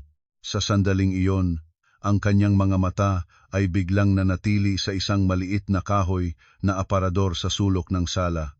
Iyon ang aparadong palagi kong kinukandado. Dati ay hindi siya nagbibigay pansin doon. Hindi rin siya nagtanong kung ano ang laman nito. Ngunit ngayon, hindi niya maunawaan kung bakit siya lumakad patungo roon. Binuksan niya ito. Hindi pala nakakandado. Sa loob ay ilang lumang karton na kahon. Kumuha siya ng isa, binuksan, at natagpuan ang lumang mga larawan, mga litrato sa aming kasal. Mga litrato ng aming unang bakasyon pagkatapos ng kasal. Sa mga litrato ay masayang-masaya ang aking ngiti. At siya rin noon ay ngumingiti ng ganoon. Isa-isa niyang binaling ang mga litrato hanggang sa marating ang isang maliit na sobre. Binuksan niya ito. Sa loob ay isang piraso ng papel, isang ultrasound result. Biglang natigil si Roberto. Ang petsa sa papel ay 12 taon na ang nakaraan. Sa ibaba ay malinaw na nakasulat. Wala pang 2 buwang takot na sanggol. Malakas na humampas ang kanyang puso. Naalala niya 12 taon na ang nakaraan, sinabi ko sa kanya na may mahalagang bagay akong gustong ikuwento.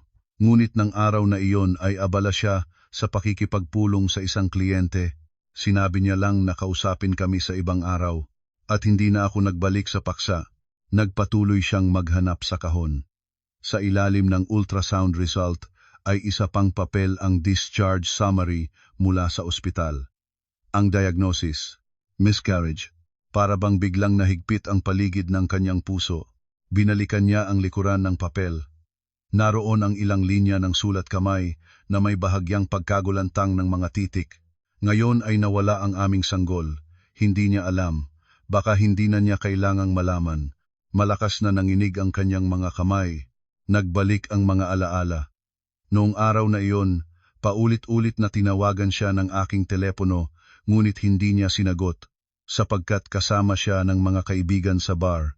At kahit nang makauwi na siya, nagalit pa siya dahil nakita niyang mahimbing akong nakahiga sa kwarto.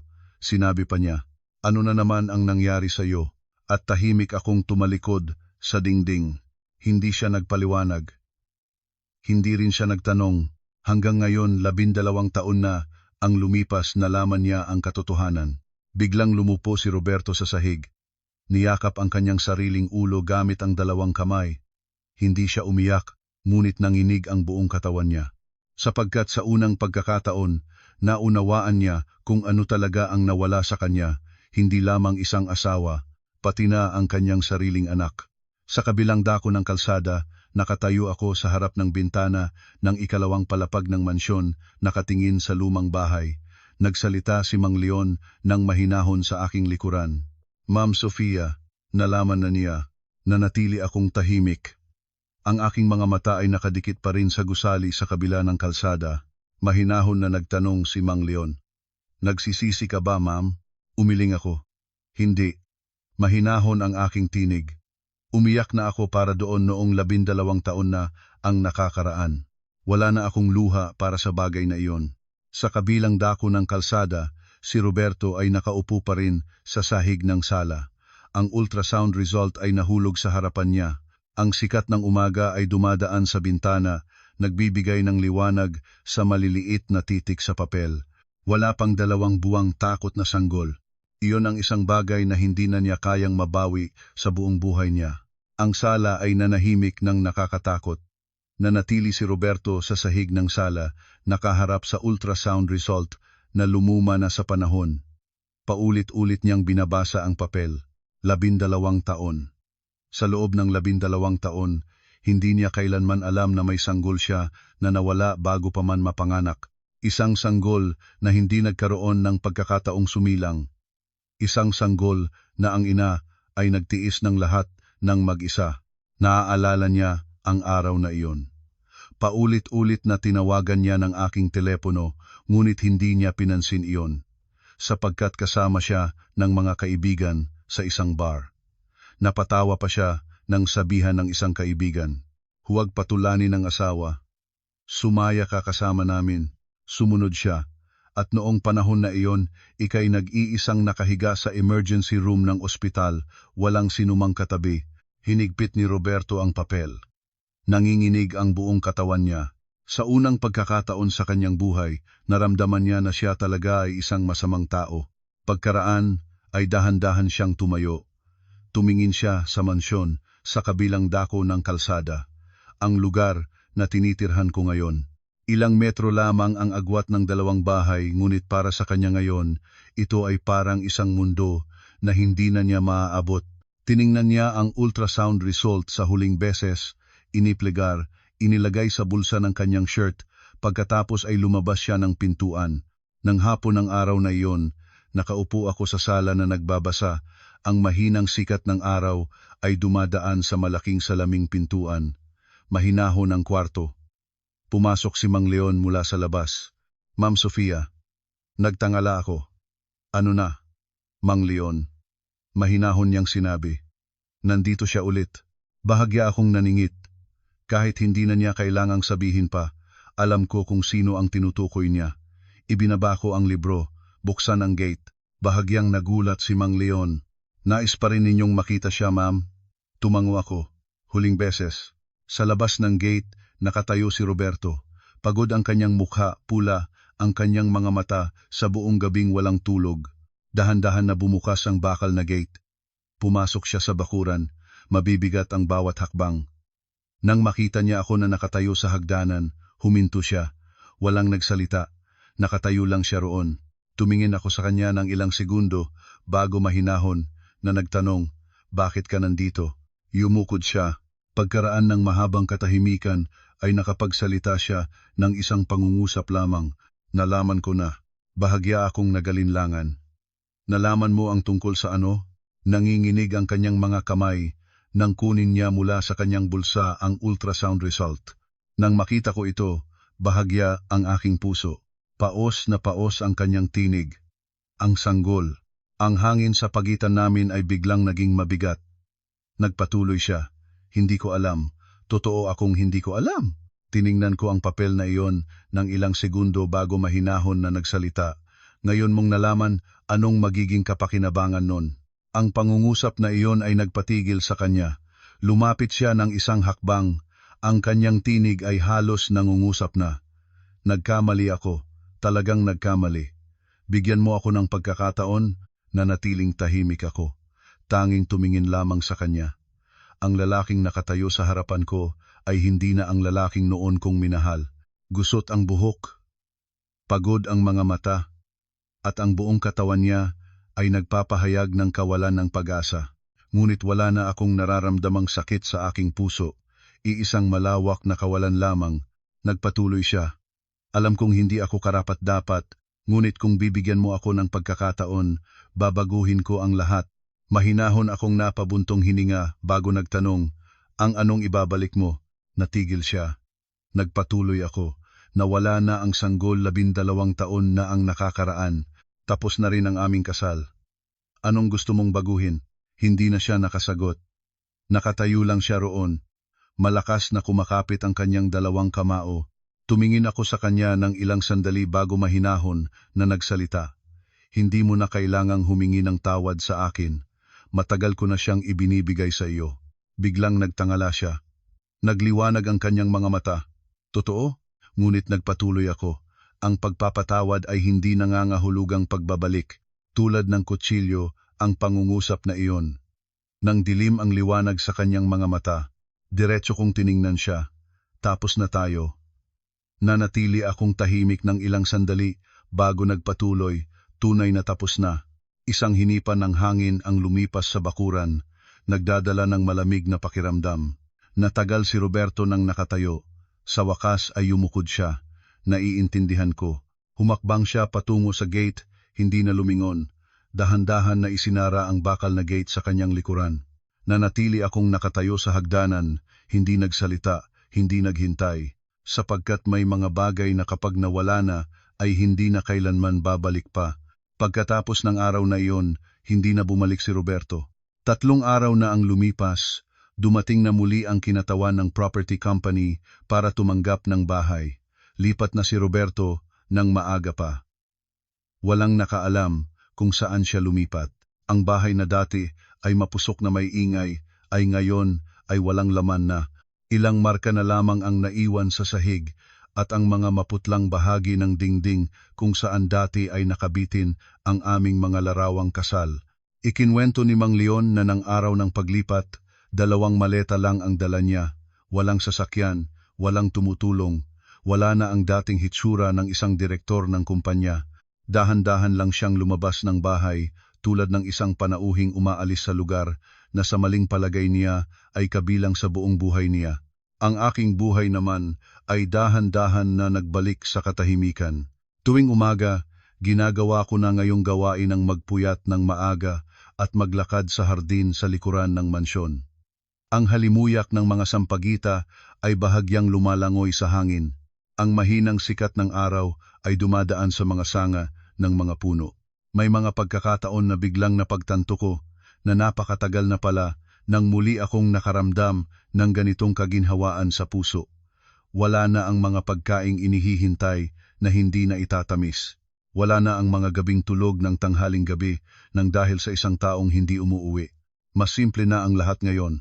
Isang umaga, nakaupo ako sa hardin na umiinom ng tsaa nang lumapit si Mang Leon at nagdala ng sobre. Ma'am Sofia, may nagpadala nito para sa inyo. Tinanggap ko ito.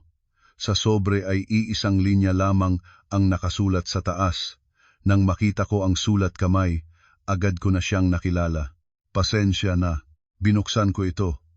Sa loob ay isang sulat, nakasulat sa kamay, bahagyang nanginginig ang mga titik. Basahin ko ang bawat linya. Alam kong baka hindi mo mabasa ito, ngunit gusto ko pa ring sumulat. 3 araw ang nakaraan nang umalis ako sa bahay na iyon. Sa unang pagkakataon sa maraming taon, napagtanto ko na talagang wala na akong natitirang anumang bagay, na bangkarote ang kumpanya, nawala ang mga kaibigan. Umalis na rin si Lovely mula ng araw na iyon. Noon ay naniniwala akong pera ang lahat. Ngunit nang mawala na ang lahat, naintindihan ko na ang pinakamahalagang bagay na mayroon ako noon ay ikaw. Huminto ako sandali. Umaanod ang manipis na hangin at bahagyang inilipat ang pahina. Nagpatuloy akong bumasa. Alam kong wala na akong karapatang humiling ng kahit ano. Ngunit nais ko lang sabihin sa iyo ang iisang bagay. Kung maari akong makabalik sa 15 taon na ang nakaraan, pipiliin ko na mahalin ka ng mas maayos. Patawad ka sa akin. Patawad sa hindi kita naprotektahan. Patawad sa hindi ko naprotektahan ang ating sanggol. Ang huling linya ay bahagya na malabo. Marahil ay umiyak ang sumulat nito. Iniplegar ko ang sulat at hindi nagsalita. Tumingin lang ako sa hardin sa harap ko kung saan ang sikat ng araw ay nagbibigay ng liwanag sa mga maliliit na bulaklak. Pagkaraan ng ilang sandali, mahinahon na nagtanong si Mang Leon, "Ma'am Sofia, nais ba ninyong sumagot?" Umiling ako. Hindi na kailangan. Sapagkat may mga paghingi ng tawad na dumadating ng huli na ang lahat, at kapag lumamig na ang puso, ang paghingi ng tawad ay naiwan na lamang na isang kwento ng nakaraan. Nang hapon ng araw na iyon, bumalik ang aking ama mula sa trabaho. Umupo siya ng katapat ko sa sala. Nang marinig mula kay Mang Leon ang tungkol sa sulat, bahagya lang siyang tumango. Kaya pala, hindi ako nagkomento. Tumingin ang aking ama sa akin ng ilang sandali bago nagtanong, "Anong plano mo ngayon?" Nag-isip ako sandali. Gusto kong magsimula muli. Bahagya siyang ngumiti. Sa kumpanya? Umiling ako. Hindi. Pansamantala. Gusto ko lang mamuhay. Para sa aking sarili. Tumango ang aking ama at hindi na nagtanong pa. Lagi siyang ganoon ginagalang niya ang bawat desisyon ko. Sa sandaling iyon, tumunog ang doorbell. Lumabas si Mang Leon para buksan ang gate. Pagkaraan ng ilang minuto, bumalik siya kasama ang isang lalaki. Bahagya akong nagulat. Ang lalaki ay nasa 40 taon, matangkad, ang kanyang mukha ay mahinahon at ang kanyang mga mata ay napakainit at maalon. Ngumiti ang aking ama nang makita siya. Sa wakas ay nakarating ka na. Yumukod ang lalaki at binati ako. Magandang araw, Miss Sofia. Ipinakilala siya ng aking ama. Ito si Andres, isang lumang kaibigan ng ama mo. Matagal na rin siyang kasosyo ng aming pamilya. Tumango ako bilang bati. Tumingin sa akin si Andres ng ilang segundo bago mahinahon na nagsalita. Marami akong narinig tungkol sa inyo mula sa inyong ama. Malalim at kalmado ang kanyang tinig. Hindi ko maunawaan kung bakit. Ngunit nang tumingin ako sa kanyang mga mata, biglang naramdaman ko ang isang kakaibang katahimikan. Para bang ang buhay ay nagsasara ng isang lumang kabanata at nagbubukas ng isang bagong pintuan. Ngunit sa ibang bahagi ng lungsod, si Roberto ngayon ay nag-iisang nakaupo sa isang maliit na silid-arendo. Tanging isang lumang lamp ang nakapatay sa mesa. Tinitingnan niya ang kanyang telepono. Ang aming larawang kasal ay nanatili pa rin sa loob nito. Matagal niyang tiningnan bago niya pinatayin ang screen. Sa unang pagkakataon sa kanyang buhay, naunawaan niya na may mga taong lalabas sa iyong buhay na hindi na kailanman magbabalik pa. Mabilis na lumipas ang panahon. 3 buwan na ang lumipas mula sa araw ng annulment. Maraming pagbabago ang naganap sa aking buhay. Tuwing umaga ay gumigising na akong mas maaga kaysa dati. Wala na ang mga araw na matagal matulog dahil naghihintay ng isang taong hindi umuuwi. Wala na ang mga tahimik na gabi sa tabi ng hapagkainan. Mas marami na akong oras para sa aking sarili. Nagsimula na akong magbasa muli ng regular. Naghahalaman sa maliit na hardin sa likuran ng mansyon. Paminsan ay sabay kaming kumakain ng aking ama sa labas. Isang tahimik na buhay na dati ay hindi ko pa nararanasan. Si Andres ay madalas na dumarating sa bahay. Siya ay isang taong napakatahimik, dahan-dahan ang pagsasalita, at lagi siyang nagdadala ng pakiramdam na parehong komportable ang lahat. May mga hapon na siya at ang aking ama ay nakaupo sa sala na nagtatalakay ng trabaho habang ako ay gumagawa ng tsaa. Paminsan ay nagtatanong siya sa akin ng simpleng mga tanong. Miss Sofia, gusto mo bang magtanim ng mga bulaklak? Mayroon ka bang nabasa na mga magagandang libro recently? Mga simpleng tanong na walang kupas na curiosity, walang awa sa aking kalagayan, basta mga magaan na pag-uusap. Isang araw nang lumabas ang aking ama para sagutin ang isang tawag sa telepono, kami ni Andres ay natira sa sala. Tumingin siya sa hardin sa labas at nagsalita. Matapang ka, Miss Sofia. Bahagya akong nagulat. Bakit mo sinasabi iyon? Bahagya siyang ngumiti. Hindi lahat ay kayang lumabas sa isang matagal na kasal at manatiling kalmado. Nanahimik ako ng ilang segundo bago sumagot. Marahil ay dahil sapat na ang mga paghihirap na dinanas ko. Hindi na siya nagdagdag pa. Tumango lang siya. Ang kanyang mga mata ay napakatahimik na para bang naiintindihan niya ang mga hindi ko sinasabi. Isang hapon ng katapusan ng linggo, nagpasya akong lumabas ng sandali. Masikip sa isang mall malapit sa aming bahay. Pumasok ako sa isang maliliit na cafe, nag-order ng isang mainit na tsaa at umupo malapit sa bintana. Maraming tao sa labas. Habang nakatingin ako sa kalsada, biglang may narinig akong pamilyar na tinig sa likuran ko. Sofia, bahagya akong natigil. Ang tinig na iyon ay narinig ko sa loob ng 15 taon. Lumingon ako. Si Roberto ay nakatayo sa likuran ko. Ngunit ang lalaking nakaharap sa akin ngayon ay lubhang nagbago. Mas maikli na ang kanyang buhok. Mas payat ang kanyang mukha. Simpleng damit na suot niya. Wala na ang dating pagiging elegante. Ngunit mas tahimik ang kanyang mga mata kaysa dati. Tumingin siya sa akin at mahinahon na nagsalita. Maaari ba akong umupo? Nag-isip ako sandali bago tumango. Umupo siya ng katapat ko. Ilang segundo ang katahimikan. Hindi na masyadong tensyon ang hangin tulad ng dati. Bahagyang kakaibang pakiramdam na lamang. Nagsalita siya muna. Kumusta ka na? Tumango ako. Medyo maayos na. Nagtanong din ako. Ikaw? Bahagya siyang ngumiti. Oo, naman. Isang ngiting ibang-iba sa dati, wala na ang dating kumpiyansa, ngunit wala na rin ang kapaitan. Nagpatuloy siya. Matapos akong umalis sa bahay na iyon, lumipat ako sa maliit na silid arendo. Naghanap ng trabaho. Bahagya akong nagulat. Anong trabaho? Mahinahon ang kanyang sagot. Sales associate sa isang hardware store. Tumingin ako sa kanya at hindi ko alam ang sasabihin. Siya na dating direktor ng kumpanya, ngayon ay nagsisimula muli mula sa isang ordinaryong trabaho. Nakita niya ang aking pagkagulat at mahinahon lang siyang ngumiti. Sa simula ay nahirapan ako, ngunit unti-unti napagtanto ko ang isang bagay. Lumingon siya sa labas ng bintana. Ang maging isang simpleng tao ay hindi naman masama. Nanahimik ako. Lumingon siya sa akin. Hindi kita pinanggalingang humingi sa iyo na bumalik. Gusto ko lang sabihin sa iyo ang isang bagay. Yumukod siya ng bahagya. Salamat sa iyo. Bahagya akong nagulat. Bakit? Mabagal siyang nagsalita. Kung hindi nangyari ang lahat ng iyon, malamang sa buong buhay ko, ay hindi ko malaman kung gaano ako nagkamali at hindi ko rin matututo kung paano mamuhay ng maayos. Tumingin ako sa kanya ng matagal bago mahinahon na nagsalita. Sana ay mabuting buhay ang iyong matamasa. Tumango siya. Ikaw rin, sana. Tahimik ang dalawahan ng ilang segundo pa. Pagkatapos ay tumayo siya. Kailangan na akong bumalik sa trabaho. Bago siya lumakad, lumingon siya sa akin sa huling beses. Nawa ay maayos na buhay ang iyong marating, Sofia.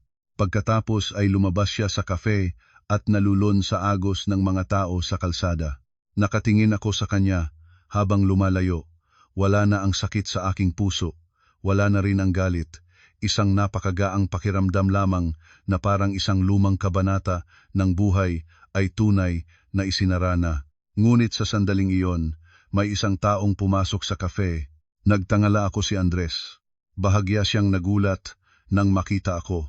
Nagkataon naman, ngumiti ako. Nandito ka rin pala? Tumango siya at umupo sa upuan na kakaiwan ni Roberto. Ang kanyang mga mata ay bahagya na tumingin sa labas, sa lugar kung saan kakaalis ni Roberto. Pagkatapos ay lumingon sa akin at nagsabi ng isang bagay na hindi ko inaasahan. Matagal mo na akong kilala, sa totoo lang. Bahagya akong natuliro. Kilala mo na ako ng matagal. Bahagya siyang ngumiti. Ang kanyang mga mata ay mahinahon tulad ng naaalala ang isang bagay na napakamalayo, baka hindi mo na matandaan. Umiling ako. Totoo ngang wala akong anumang alaala. Hindi nagmadali si Andres. Nag-order muna siya ng kape at tumingin sa kalsada sa labas. Maraming sasakyan pa rin ang dumadaan. Ang sikat ng hapon ay sumasaklaw sa mesa. Pagkaraan ng sandali ay mahinahon siyang nagsalita. 20 taon na ang nakakaraan, tinulungan mo ang isang estranyo, bahagya akong naningit ng kilay. 20 taon? 20 anyos pa lang ako noon. Nagpatuloy si Andres. Malakas ang ulan ng araw na iyon. Sa labas ng isang ospital sa lungsod, may lalaking naaaksidente ang motor at nakahandusay sa daan. Maraming tao ang dumaan, ngunit walang huminto. Biglang natigil ako. Isang maputlang alaala ang nagsimulang lumitaw sa aking isipan. Nandoon ako sa daan pauwi. Malakas ang ulan. Nakita ko ang isang lalaki sa tabi ng kalsada, maraming dugo. Nagtawag ako ng sasakyan, dinala siya sa ospital, at nagtustos pa ako ng paunang bayad. Pagkatapos ay umalis na ako dahil akala ko ay isang maliit na bagay lang iyon. Tumingin sa akin si Andres, bahagya na lumambot ang kanyang mga mata. Iyon ay ako. Totoo akong nagulat. Ikaw? Tumango siya. Pagkatapos kong magising, gusto kong hanapin ka para magpasalamat, ngunit umalis ka na. Nalaman ko lang ang iyong pangalan mula sa hospital records. Nanahimik ako. Hindi ko inakala na ang isang maliit na bagay na iyon ay nasa isip ng isa pang tao sa loob ng 20 taon. Nagpatuloy si Andres. Mula ng araw na iyon, Lagi kong iniisip na kapag nagkaroon ng pagkakataon, tiyak na magpapasalamat ako sa iyo. Ngunit nang mahanap kita, kasal ka na. Naunawaan ko. Kaya hindi ka nagpakita. Tumango siya. Dahil ayokong guluhin ang iyong buhay. Tumingin ako sa kanya ng matagal. Isang kakaibang pakiramdam ang dumaan sa aking puso, 20 taon. Isang tao ay naaalala pa rin ang isang maliit na bagay na iyon sa loob ng 20 taon. Bahagya lang ngumiti si Andres. Sa katunayan, nang bumalik ako sa bansa ngayon, hindi ko talagang plano na makita ka, ngunit sinabi ng iyong ama na ni-annul na ang kasal mo. Bahagya siyang huminto bago nagpatuloy ng mahinahon. Kaya naisip ko na marahil ay dapat na akong subukan ng isang beses na makita ka. Hindi ako alam ang sasabihin. Ngumiti na lang ako ng bahagya. Sige, ituturing na natin ngayon na nasabi mo na ang iyong pasasalamat. Umiling si Andres. Hindi pa. Diretso niya akong tiningnan. Ang kanyang tinig ay napakakalmado. Ang natitirang bahagi ay nais ko pang sabihin sa ibang araw. Hindi na ako nagtanong pa. Ngunit naramdaman ko na bahagya na gumalaw ang aking puso hindi dahil sa nakaraan, kundi dahil sa isang posibilidad ng hinaharap. 1 taon na ang lumipas. Maraming pagbabago sa aking buhay. Nagsimula na akong lumahok sa pamamahala ng ilang proyekto ng investment fund ng aming pamilya. Hindi masyadong abala, ngunit sapat para maramdaman ko na may layunin ang aking buhay. Mas maraming bulaklak na rin ang hardin sa likuran ng mansyon. Tuwing umaga na maaraw, ginagawa ko ang pag-inom ng tsaa at pagbabasa. Paminsan-minsan ay nagpapakita si Andres. Wala siyang ingay, wala siyang pagmamadali, basta mga magaan na usapan, at may mga relasyon na hindi kailangan ng malalaking pangako para magsimula. Kailangan lamang ang katapatan ng isa't isa. Sa ibang bahagi ng lungsod, si Roberto ay nagsisimula na rin ng bagong buhay. Ang hardware store na pinagtatrabahuhan niya ay maliit lang. Ang trabaho ay abala, ngunit matatag. Gumigising siya ng maaga araw-araw. Inaayos ang mga kalakal, nagbibigay ng serbisyo sa mga customer. Sinabi sa kanya ng may-ari ng tindahan, "Sipag mo talagang magtrabaho." Tumawa lang siya. Dahil marahil dati ay nasayang ko ang napakaraming oras. Sa gabi nang makauwi sa maliit na silid arendo, paminsan ay tinitingnan pa rin niya ang lumang larawang kasal, ngunit hindi na masakit. Isang alaala na lang ito, isang aral. Naiintindihan na niya na may mga taong tumatahak sa iyong buhay para ituro sa iyo kung paano ka maging isang mas mabuting tao kahit mahal ang kabayaran. Isang hapon ng taglagas, nakatayo ako sa hardin sa likuran ng mansyon. Mahinahon ang mga dahon na nalalaglag sa daanan. Pumasok si Andres, hawak ang 2 mainit na tasa ng tsaa. Iniabot niya sa akin ang isa bago magtanong, "Wala ka ba ngayon?" Ngumiti ako. "Wala." Tumingin siya sa akin ng mainit ang mga mata. "Gusto mo bang maglakad sandali?" Tumango ako. Magkasamang lumabas kami sa gate. Ang daanan sa harap ay puno ng gintong mga dahon. Mahinahon ang hangin. Kakaiba ang buhay minsan. May mga taong inaakalang kasama mo sa buong buhay, ngunit sa kalagitnaan ay umalis na. Ngunit may mga taong dating-dating na halos wala ka na sanang inaasahang pagkakataon. At pagkatapos ay sila ay dumadating ng walang ingay, walang pagmamadali, dahan-dahang pumasok sa iyong buhay tulad ng isang mahinahon na panahon pagkatapos ng bagyo. Ang mga buto na nabali ay magagaling muli. Maaaring mag-iwan ng peklat, ngunit magiging mas matigas sila. Ang pusong nasira ay dahan-dahang magsasara, nagdadala ng peklat ngunit mas malinaw ang pag-iisip. At ang mga nagdulot ng sakit ay sa kalaunan ay magbabayad ng kabayaran para sa kanilang mga kasalanan. Ito ay isang katotohanang hindi maitatanggi ng sinuman. Ang mga taon ng bagyo ay magtuturo sa iyo kung paano lumipas. Ang mga luha ng sakit ay magiging patunay ng iyong lakas. At ang tamang tao ay hindi darating ng maingay, ngunit sa tamang oras, sa tamang paraan, ay siya ay darating para manatili.